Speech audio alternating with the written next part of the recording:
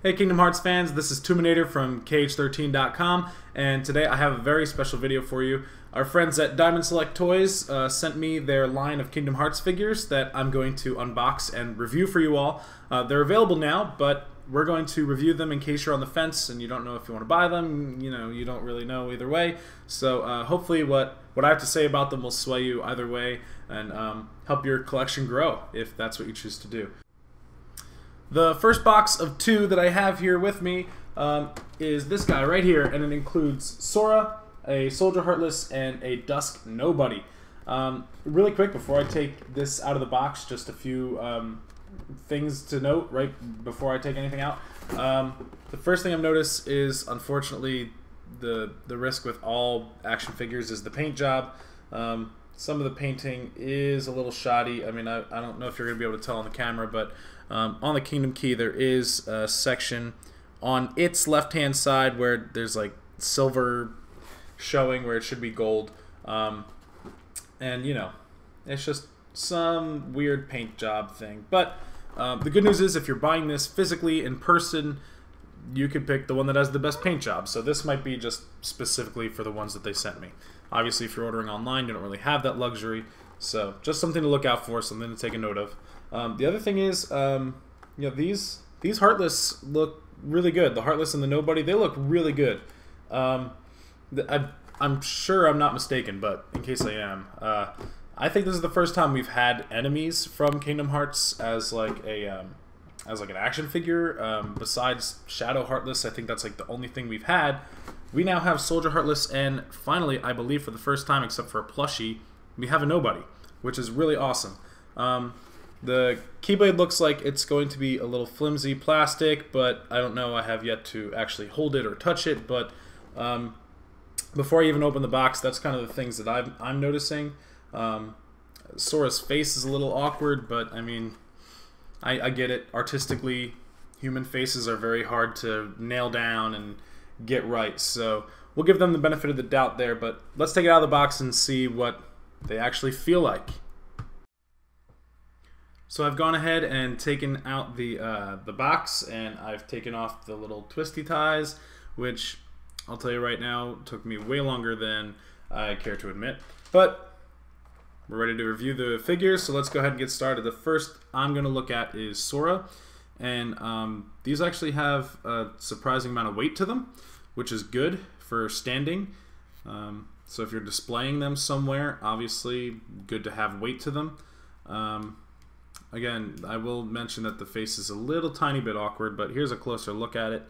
You can see the paint job is a little, you know, a little spotty, but for the most part the colors are right. It looks pretty good. The one thing I'm noticing about all the figures except for the Dusk so far, really not much you could do with the waist. They have a bend at the pelvic region, but not the waist, so you can't twist it. Head you can twist. Arms and elbows you can bend, which is good for posing with the Keyblade, but looks like for the most part, yeah, the legs don't really move, so for the most part he's going to be standing up straight. Okay, so let me tilt the camera down. So for the most part he'll be standing up straight for you, but he is sturdy. He's not really going anywhere, which is nice. Let's go ahead and get the Keyblade out, which I am very glad I'm mistaken about this. It is not really a bendy plastic. It's actually pretty solid. I don't know if you can hear that, but it's pretty solid plastic. The keychain is pretty cool. We got a nice little Mickey head there. That's nice. But here's the overall Keyblade. Okay, very nice. As with all action figures, part of my score, if you will, goes into how easy it is for them to hold things in their hand. And that went in effortlessly. So he's holding it. Obviously it's the wrong way because I'm a terrible fan, but there you go. Now he's holding it right. But that went in really easily. No problems whatsoever. And he's holding on to it pretty tight. It's not really going anywhere. I'm not really scared of it falling. So that's good. So there he is, holding it. Okay. I'm happy with it. Cool. So there's Sora. Alright, so the next one I want to take a look at is the Soldier Heartless. So here he is. As I said before, there's really not much you could do posing-wise because the waist is sort of stuck where it's at. So his feet are straight right now, but he's looking off to the side there. You could pose his arms, but I don't know that they look any better down than they do up. So I'd go ahead and leave them up for now. Get those cool claws, like, you know, doing their thing. But yeah, other than, I think this is the figure with the worst paint job. I mean, there's just a lot sort of off with it, but if you look mostly at like inside of the helmet, you see there's blue where there shouldn't be. You know, it's just, I mean, I don't know if you could tell from the camera, but up close it's just kind of off. But it is still cool that we have a Soldier Heartless action figure, because we've, as far as I know, never had one before. So there he is. Yeah. Next one I want to look at is the Nobody. Well, the last one, because it's all that's left. So the one thing I was worried about is how the heck is this thing going to stand up? Because his feet are like noodles. And luckily they provide you with a stand to put him on. So let me go ahead and set that up.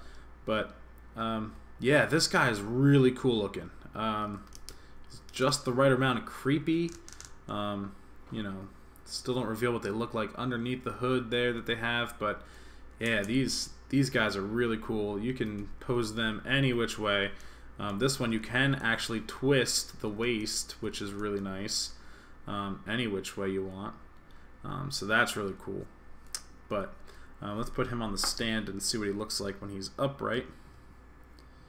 Okay, relatively easy to put together, I say as I struggle to get this in. Yep.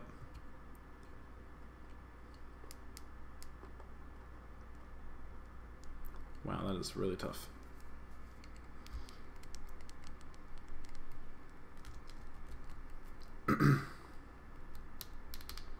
Ugh, gosh. Alright, so that took a while, but he's in there now. So yeah, that's a little something to look out for. That's kind of tough. But yeah, there he is on the stand. Sorry, my camera's not really doing much for it, but there you go. There he is. He's upright. He's doing his thing, doing his little cry chop. And yeah, so he looks really cool. His paint is pretty flawless. I mean, there's not really much to it. But yeah, he looks awesome. All right, so there you have it. There's box number 1 out of 2. Okay, there they are, Sora, the Soldier Heartless, and the Dusk Nobody. So, in the interest of time, I've gone ahead and opened the second box.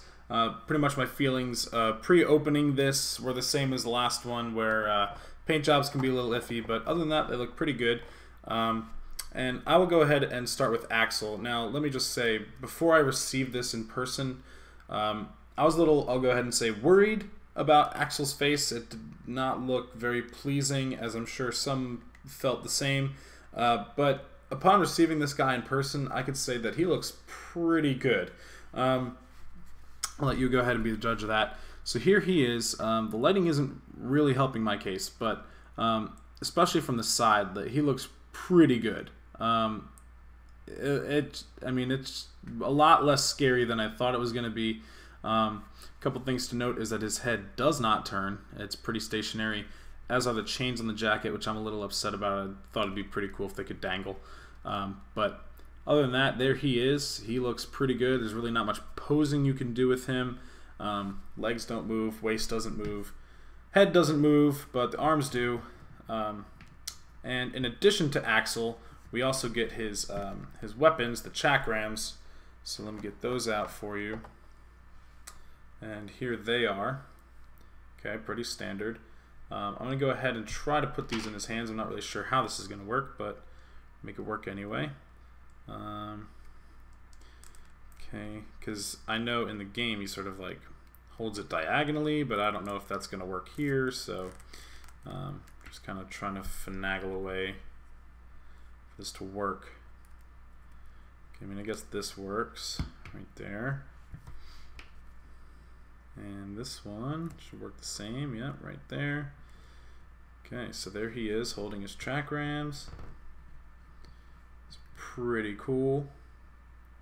I like him. I like him a lot. Way better than I thought I was going to. The one thing about the track rams is that the spikes are kind of a flimsy plastic, but the rest of it is pretty solid, so don't have to worry about them falling and breaking. So that's cool. There's Axel. So next in this box is the Shadow Heartless. He looks pretty standard. Again, not really much posing you could do, so that's what he does. That's it right there. He stands up pretty nicely. The paint is okay on this one because it's just solid black. The eyes look really cool. He's a good size, I think, compared to Axel. You know, pretty good size comparison. So that it's a good figure. I mean, it's nice, basic, nothing much to it. So depending on what you're looking for in your figure, that could be a good thing or a bad thing. But there he is. He's doing his thing. So for the last figure in the series, we have none other than His Majesty King Mickey in his Kingdom Hearts 2 outfit, which is interesting because I'll tell you why in a second. But yeah, he's pretty posable. His waist doesn't bend, but he's small enough that he doesn't really have to. But his legs go in every direction, his arms go in every direction, and his head can turn. So he's pretty posable. Elbows don't bend though, so that could be an issue. But yeah, he looks pretty good. But again, he looks looks kind of unnervingly happy. I don't know, but he looks good. I mean, the details are nice. Paint job is actually surprisingly good on this one. But in addition to King Mickey, we also get his weapon, which is interesting, I say, because we get Starseeker, even though he does not use Starseeker in Kingdom Hearts 2, because, as we all know, Sora has it. So I thought that the costume with Starseeker was a little interesting of a choice, but Starseeker is my favorite Keyblade, actually, a little tidbit about me, so I'm not complaining that much. So let's see him holding it. Oh, yes. Alright, so that's a good thing. It's very easy to get in his hand. Of course, I put it in backwards again because I'm the worst, but you get the gist. It's a really nice Keyblade. Yeah, let me show you this up close again because detail is actually really nice on this one. Okay. Yeah, so this is my favorite Keyblade. I'm actually really excited about this one, but yeah, very easy to get into his hand, which is a plus for me. If you know me, I like to collect Play Arts Kais, and they are not very forgiving when it comes to putting Keyblades in their hands. So I'm very happy to see that these figures are relatively easy. There you have it. There is Mickey.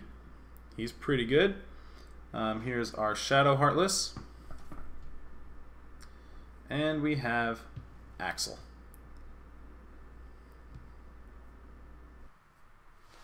So just to recap, we have Axel, the Shadow Heartless, and King Mickey, in addition to Sora, the Soldier Heartless, and the Dusk Nobody.